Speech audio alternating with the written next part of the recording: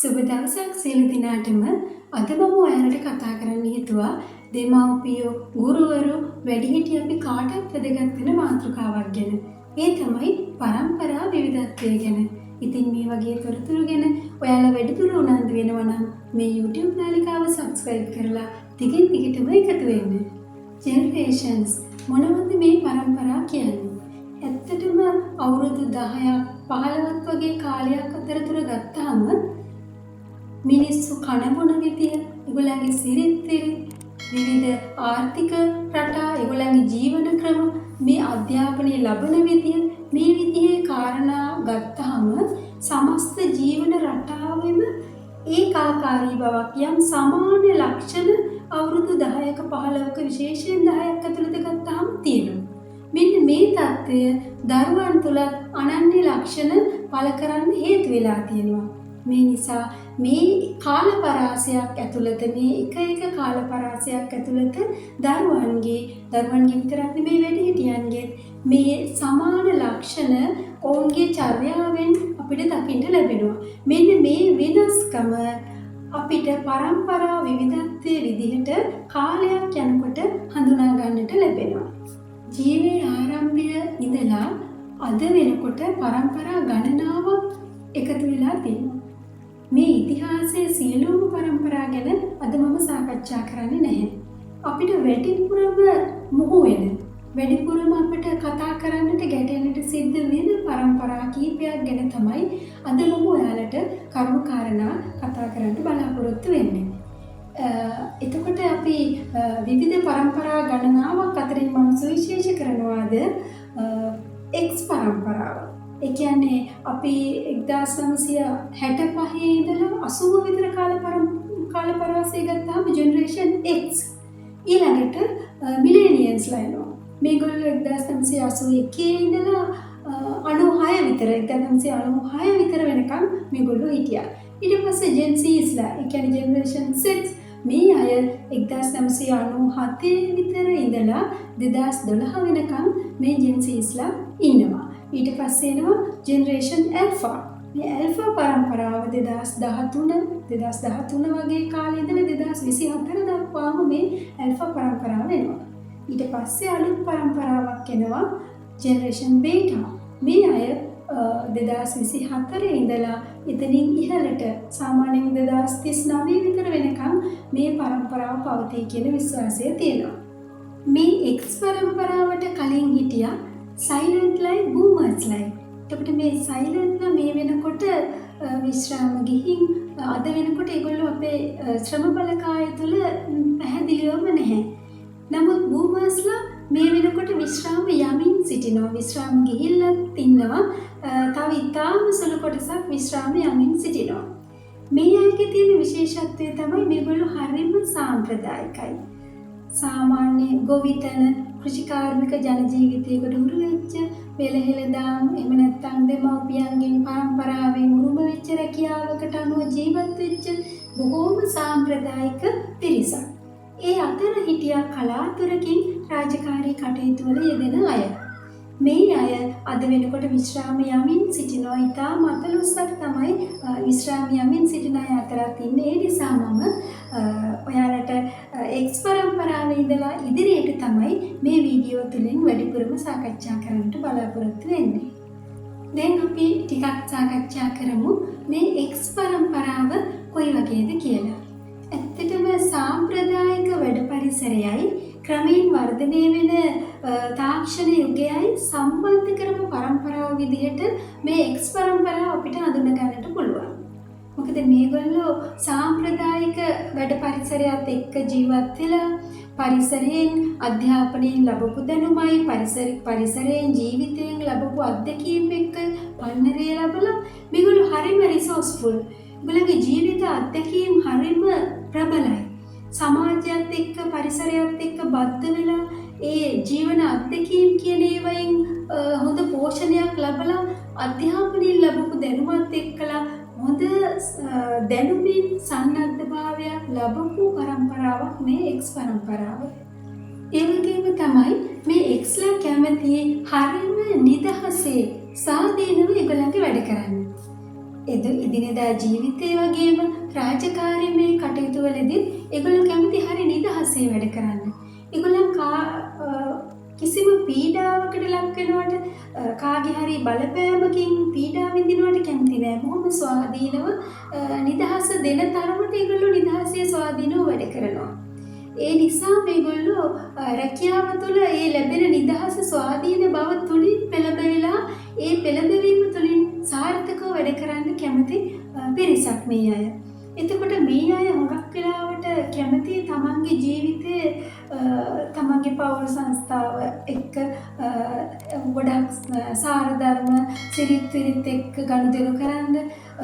මේගොල්ලන් හැමතිස්සම තමන්ගේ ජීවිතය බැලන්ස් කරගන්නවා. වැඩ පරිසරය සහ ජීවිතය සාමාන්‍ය ජීවිතයට යම් යම් තර්ජන එල්ල වෙන්න දෙන්නෙත් නැහැ.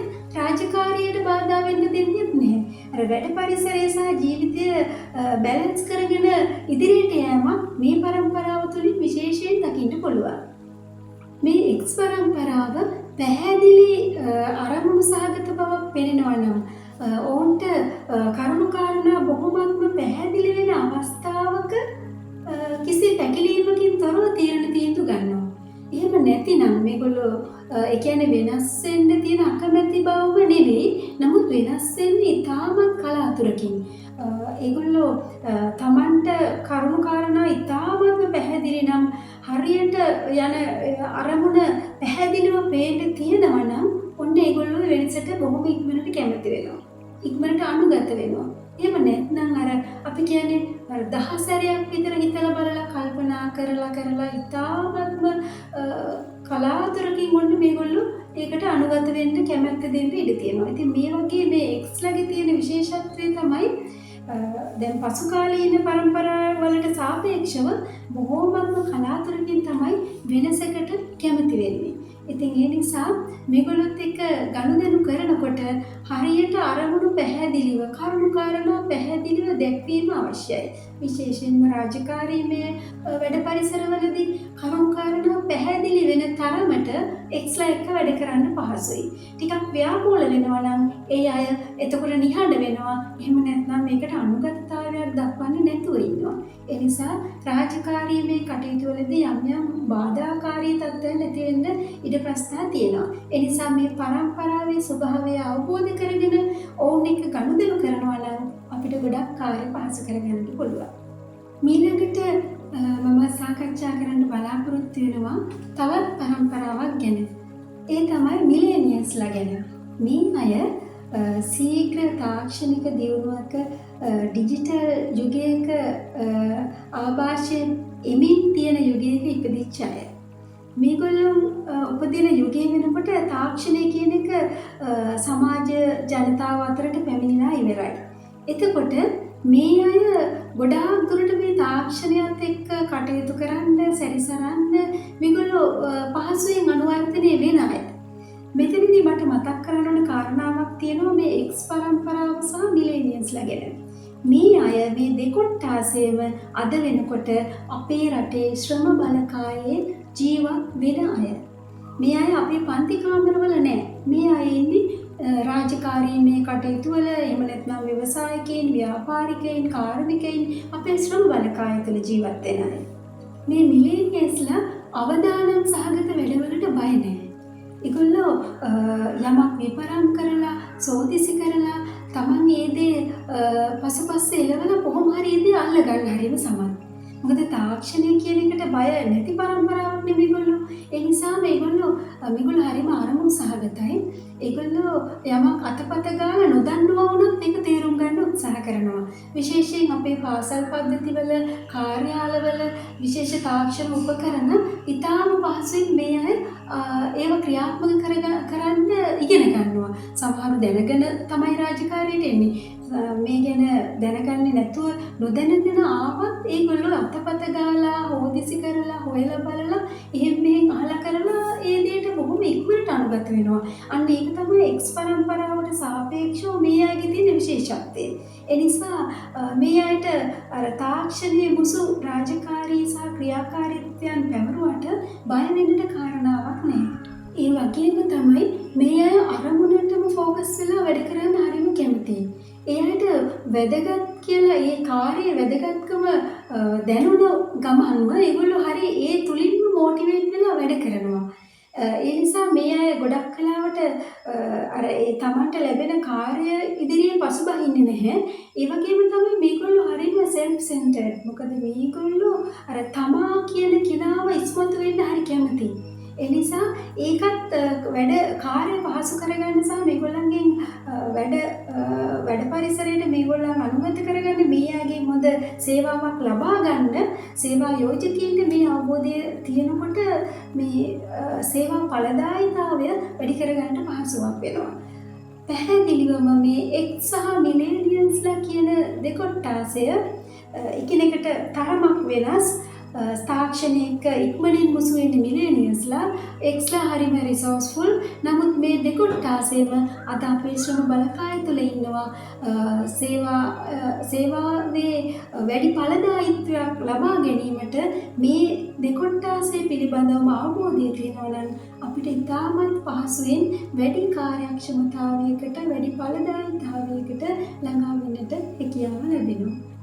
මම දැන් කතා කරන්න බලාපොරොත්තු වෙන්නේ ජෙනරේෂන් Gen Zලා. මේ අය තාක්ෂණික වශයෙන් සබුද්ධික ඩිජිටල් ස්වදේශිකයන් විදිහට හඳුන්වන්න පුළුවන්. මේ අයගේ විශේෂත්වය තමයි මේ අය අද අපේ ළමා පරපුර අතර ඉන්නවා. පාසල් පද්ධතිය ගත්තාම ඉන්නවා. එතකොට මේ Gen Zලාගේ තියෙන විශේෂත්වය තමයි හරිම ක්‍රියේටිවිටි. මේගොල්ලෝ හරිම නිර්මාණශීලී අලුත් අදහස් එක්ක ගනුදෙනු කරන්න හරිම කැමතියි. මේ අය ඩිජිටල් වේදිකාවල බොහොම පහසුවෙන් ඉතාමත් නිර්මාණශීලීව වැඩ කරන්න හරිම දක්ෂයි. ඒ විතරක් නෙමෙයි මේ අය තුළ තියෙන විශේෂම ගුණය තමයි මේගොල්ලෝ අභියෝග ඉදිරියේ පසුබසින්නේ නැහැ. අනිත් එක ඒගොල්ලෝ එක දෙයක් නැත්නම් තව දෙයකට පෙළඹෙනවා. මේගොල්ලන්ට විකල්ප තියෙනවා. විශේෂයෙන් යම ගැටලුවක් ආවම ඒක ගැනම හිත මුල්ලකට වෙලා කල්පනා කරනවා වෙනුවට මේ අය කරන්නේ නව විසඳුම් හොයනවා. රටේ ලෝකෙහිම නැත්නම් පොතපතින් අන්තර්ජාලයෙන් තොරතුරු කොහෙන් හරි අදාළ ගැටලුවෙන් මිදෙන්න අවශ්‍ය තොරතුරු නැත්නම් ඒකට අවශ්‍ය විසඳුම කොහොම හරි හොයන්න උත්සාහ කරනවා. අර අපි ඉස්සර වෙලා කතා කරපු එක්ස්ලා අපි මුලින්ම කතා කරපු එක්ස් පරම්පරාවට සාපේක්ෂව මේගොල්ලෝ බොහොම වෙනස්. දැන් එක්ස් පරම්පරාවේ ගුරුවරු නම් මේ Gen Zලා ළමයි වෙනකොට පාසල් පද්ධතිය තුළ බොහොම ඉක්මනට විසඳුම් හොයන්න මේ දරුවෝ පෙළඹෙනවා. එතකොට මේ අය කිසිම අභියෝගයකදී සැලෙන්නේ නැතුව වැඩ කිරීමත් එක්කම තියෙනවා මේගොල්ලෝ හරිම විවෘතයි, ඕපන් මයින්ඩඩ්. ඒගොල්ලෝ කියන දේ ඍජුව කියනවා, නොපැකිලව කියනවා. සමහර වෙලාවට වැඩිහිටි පරම්පරාව අතර තියෙනවා මේ දරුවෝ කිසි ගරු සරුවක් නැතුව කතා කරනවා. එහෙම නැත්නම් වැඩිහිටියන්ට අවනත නැහැ, කීකරු බව අඩුයි. මෙන්න මෙතන ටිකක් අපි දරුවන් කියව ගන්න ඕන හරියාකාරව. මොකද දරුවන්ගේ ඒ වැඩිහිටියන්ට ගරු සරුවක් නැතිකමද මේ ළමයින්ගේ අසීමාන්තික විවෘත බවද කියන එක චුට්ටක් අපි හරියට කියවන්න උත්සාහ කරන්න ඕන. මේ ළමයි ගැටලුවකදී පසු නොපසිනවා කියන එක තුලම වීරවන්තකම තියෙනවා. ඒ තුල ඒගොල්ලෝ යම් විසඳුම් හොයනකොට යම් වැඩිහිටියෙකුගෙන් හෝ බාධාවක් වෙනවා නම් සමහර අවස්ථාවල ඒගොල්ලෝ ඍජුව කතා කරලා ඒ අදාළ කටයුත්ත ෆෝකස් කරලා වැඩ කරන්නේ. එතකොට අපිට ටිකක් ළමයන් තේරුම් ගන්න සමහර වැඩිහිටියෝ මෙතනදී තේරුම් ගන්න අපහසු නැත්නම් පසුබට වෙන අවස්ථා තියෙනවා. ඒ නිසා හුඟක් වෙලාවට මේ Gen Zලා යම් ඒගොල්ලෝ බලාපොරොත්තු බිඳ වෙන අවස්ථා තියෙනවා. මේ දරුවන්ගේ හැකියාව දක්ෂතාව වැඩිහිටි පරම්පරාව හරියට හඳුනා නොගන්නට ඉඩකඩ තියෙනවා. ඒ නිසා මේ දරුවන්ව කියවා ගැනීම ගැන විශේෂයෙන් ගුරුවරු වැඩිහිටියෝ විදිහට අපි සැලකිලිමත් වෙන්න ඕනේ. මේ අය අභියෝග ඉදිරියේ නොසැලෙනවා වගේම තමයි මේ අය හරිම සෙන්සිටිව්. මේ සංවේදීකම නිසාම සමහර වෙලාවට මේ දරුවෝ අනතුරටපත් වෙනවා. විශේෂයෙන් මේ දරුවෝ හරියට අපි කියවා ගත්තේ නැතිනම් මේ දරුවන් ඔවුන්ගේ ඉදිරි ගමන සමහර වෙලාවට යම් අසාර්ථකතාවන්ට මුහුණ දෙන්න හේතුවක් වෙනවා. ඒ කියන්නේ Gen Zලා ගොඩක් වෙලාවට අපිට පෙන්වන්නේ නැති තරමට සංවේදී. වැඩිහිටියෙක් එහෙම නැත්නම් ඔවුන්ගේ හිතවත් සමවයස්කයින්ගෙන් වුණත් ගොඩක් වෙලාවට සැලෙන්න ඉඩ තියෙනවා. ඒ නිසා මේ වගේ දරුවන්ව අපි හරියට මේ පරම්පරාවේ දරුවන්ව අපි හරියට තේරුම් ගන්න ඕනේ. එහෙම අවස්ථාවලදී මේ දරුවෝ බොහොම ඉදිරියට ඔවුන්ගේ අරමුණු කරා හඹා යනවා. ඉතාමත් නිර්මාණශීලීව නිර්මාපී වැඩ ඔස්සේ ඒගොල්ලන්ගේ ගොඩාක් අරමුණු ඉෂ්ට සිද්ධ කරගන්න මේගොල්ලෝ සාර්ථකව වැඩ කරනවා. පාසලේදී වෙන්න පුළුවන් පාසල් පරිසරය තුලම ඉඳගෙන මේගොල්ලෝ සමහර වෙලාවට ගොඩක්ම මේගොල්ලන්ගේ තියෙන විශේෂත්වය තමයි වැඩ ලෝකය ගැන මේගොල්ලෝ හරි අරමුණු සහගතයි. ඒගොල්ලෝ පාසල් ජීවිතය නැත්නම් ශිෂ්‍ය ජීවිතය තුල ඉඳගෙන අනාගතය දකිනවා. ඒ දකින්නේ අර එක්ස් පරම්පරාවට සාපේක්ෂව නෙවෙයි. හරිම වෘත්‍යාභිමුඛව. අන්න ඒක තමයි මේ ජෙන් සීස්ලාගේ තියෙන විශේෂත්වය. ජෙන් සීස්ලා තමයි අපේ ෆියුචර් වර්ක් ෆෝස් එක. මේ අය හරිම කැමති අර අත දිගෑරලා වියදම් කරන්න තියෙනවනේ. ඒ නිසා මේගොල්ලෝ ගොඩක් පෙළඹෙනවා ශිෂ්‍ය ජීවිතය තුළම විවිධ වෘත්‍යාභිමුඛ වැඩවලට යොමු වෙන්න. මෙන්න මෙතනදී වැඩිහිටියෝ විදිහට ටිකක් කල්පනාවෙන් මේ දරුවෝ එක ගනුදෙනු කරන්නත් වෙනවා. හරිම ආර්ථික ප්‍රතිලාභ පැත්තට මේගොල්ලෝ හරි හිතනවා වැඩිකමක් තියෙනවා. ඒ නිසාම හැමතිස්සෙම වෘත්‍යාභිමුඛව හිතනවා. ඒ වගේම තමයි තාක්ෂණයත් එක්ක මුහු වෙලා ගනුදෙනු කරන්න මේ අය හරි පහසු බවක් පහසුතාවයක් දක්වනවා. හරි සමත්කමක් දක්වනවා. මේ තුලත් මේගොල්ලෝ විවිධ සාර්ථක ව්‍යාපාර කටයුතු වල ශිෂ්‍ය ජීවිතය තුලම නියැලෙනවා. මෙන්න මෙතනදී වැඩිහිටියෝ විදිහට මේ දරුවන්ට මඟ පෙන්වීම කරන්න ඕනේ බොහොම පරිස්සමට. දරුවන්ට විශේෂයෙන් අපි තාක්ෂණය අද දරුවන්ට දීම ගැටලුවක් වෙලා තියෙන යුගයක්. නමුත් මේ වගේ දරුවෝ හරියට මේ අය ගයිඩ් කරොත් මේගොල්ලෝ තාක්ෂණයත් එක්ක බොහොම සාර්ථක ගමනක් යනවා. ඒ වගේම තමයි මේගොල්ලන්ට හරි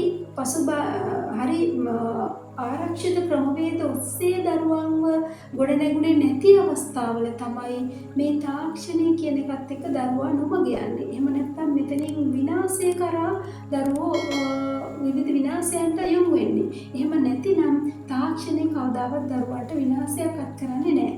මෙතනදී වැඩිහිටියෝ විදිහට බොහොම පරිස්සමට කටයුතු කරන්න ඕන. මේ දරුවෝ එහෙම නැතිනම් තාක්ෂණයෙන් බොහොම ප්‍රයෝජන ගන්නවා. එහෙමනම් අපි උත්සාහ කරන්න ඕනේ මේ දරුවන්ගේ අරමුණු, ඒ දරුවන්ගේ ගමන් මාර්ගය මොකක් වගේද? මේගොල්ලන්ගේ අවසාන අරමුණ කොතැනද මේගොල්ලෝ යන්න උත්සාහ කරන්නේ? එතකොට මේ දරුවා පිටුපසින් මේ දරුවාට නිසි මඟ පෙන්වීමක් කරනවා විනා තහංචි දමමින් දරුවාගේ ඉදිරි ගමනට බාධාවක් නොවෙන්නට වැඩිහිටියන්ට කටයුතු කරනවා නම් මේ අය අනාගත ශ්‍රම බලකායට ඵලදායී ශ්‍රමිකයින් වෙනවා අනිවාර්යයෙන්. හොඳයි, දැන් මම කතා කරන්නේ ඇල්ෆා පරම්පරාව පිළිබඳව. මේ ජෙනරේෂන් ඇල්ෆා කියන්නේ තාක්ෂණයත් එක්කම ඉපදිච්ච පරම්පරාවක්. මේගොල්ලන්ට කියනවා මේ 21st century digital natives කියලා. මොකද ඒ තරමට මේගොල්ලෝ තාක්ෂණයත් එක්කම ජීවත් වෙන අය. මේ ටෙක් සැවි දරුවෝ තාක්ෂණයේ තියෙන හැම දෙයක්ම දන්නවා. ඒ අය තාක්ෂණය මේගොල්ලෝ හැමතිස්සෙම කෘත්‍රිම බුද්ධියත් එක්ක බැඳුණු මේ ඒ අය තාක්ෂණයෙන් උපරිම ප්‍රයෝජන ගන්නට වැඩ කරනවා. පාසල් කටයුතු වල නියැලෙන ගමන් විවිධාකාර පාසලේදී වෙන්න පුළුවන්, නිවසේදී වෙන්න පුළුවන්. තාක්ෂණය කියන එක හැමතිස්සෙම හැම කාර්යයකදීම මේගොල්ලන්ට තාක්ෂණය තමයි මූලික වෙන්නේ. ඒ වගේම තමයි මේ දරුවෝ හරිම අරමුණු සහගතයි. හරිම තාර්කිකයි. විශේෂයෙන් මේ තාර්කික දරුවෝ ජීවිතේ හැම දෙයක්ම ඒගොල්ලන් යම් සහේතුකව දකින්නේ. ඒගොල්ලෝ වැඩිහිටියෝ යමක් කීවද පාසලේ ගෙන ගන්න දෙයක් වෙන්න පුළුවන්, සමාජයේ ඉදිරියදා සමාජමය ගනුදෙනුවකදී වෙන්න පුළුවන්. ගොඩක් වෙලාවට මේගොල්ලෝ තාර්කික වෙනවා. ඒ තාර්කිකත්වය තුල සහසම්බන්ධතාවය ඒගොල්ලෝ දකින්නේ ඒගොල්ලන්ටම පදනම් වෙච්ච කරුණු කාරණා හේතු සාධක මත. ඉතින් මේ නිසා මේගොල්ලෝ අර හිතුමනාපිට අර ඔහේ ගනුදෙනු කිරීමකට වඩා හොඳ අවබෝධයෙන් යුතු ඇල්ෆා පරම්පරාවේ දරුවෝ හරිම හිතාමතා සහේතුකව තමයි මේගොල්ලෝ ඒගොල්ලන්ගේ වැඩපිළිවෙල එහෙම නැත්නම් ඒගොල්ලන්ගේ කටයුතු සිද්ධ කරන්නේ. ගොඩක් වෙලාවට අපි වැඩිහිටියෝ කියනවා මේ ඇල්ෆා පරම්පරාවේ දරුවෝ සමාජ සබඳතා පැවැත්වීම හරිම දුර්වලයි කියලා. ඇත්තටම අපිට පේන එක පැත්තක් විදිහට තමයි ඒක දකින්න වෙන්නේ. මොකද සමහර වෙලාවට සමාජ සබඳතා කියන එක අසල්වැසි නිවසක අය හඳුනන්නේ නැති වෙන්න පුළුවන්. නමුත් වෙනත් රටක මේ අයට යාළු මිත්‍රයින් ඉන්නට ඉඩ තියෙනවා. මොකද මේගොල්ලන් ගොඩක් ගනුදෙනු කරන්නේ තාක්ෂණයත් එක්කනේ. දැන් විශේෂයෙන් මෙතෙන්දි මට මතක් වෙනවා ජෙන්සීස්ලා ගොඩක් වෙලාවට යමක් දුරකථනය භාවිත කළත් දුරකථන ඇමතුමකට වඩා ඒගොල්ලෝ ඒක යමක් සටහන් කරලා යැවීමක් අපි කියන්නේ චැට් කරනවා කියලා ඒ වගේ දෙයකට පෙළඹෙනවා. මේ අය ඊටත් වඩා අන්තර්ජාලයත් එක්ක මුහු වෙච්ච ඉතාමත් සංකීර්ණ ගනුදෙනු රටාවක ජීවත් වෙන අය. ඒ නිසා මේගොල්ලන්ගේ ගනුදෙනුව සමාජ සබඳතා පැවැත්වීම ටිකක් සංකීර්ණයි. සමාජ සබඳතා නැතුවම නෙවෙයි. ඒ පවත්වන විලාසයේ තියෙන වෙනස තමයි මේ වැඩිහිටියෝ මේ විදිහට දැකලා තියෙන්නේ කියලා මට එක වෙලාවකට හිතෙනවා. හොඳ මඟ පෙන්වීමක් එහෙම නැත්නම් නිවැරදි මඟ පෙන්වීමක් එක්ක හැදුණු මේ ඇල්ෆා පරම්පරාවේ දරුවෝ තාක්ෂණයත් එක්ක බොහොම සාර්ථක ගමනක් යනවා.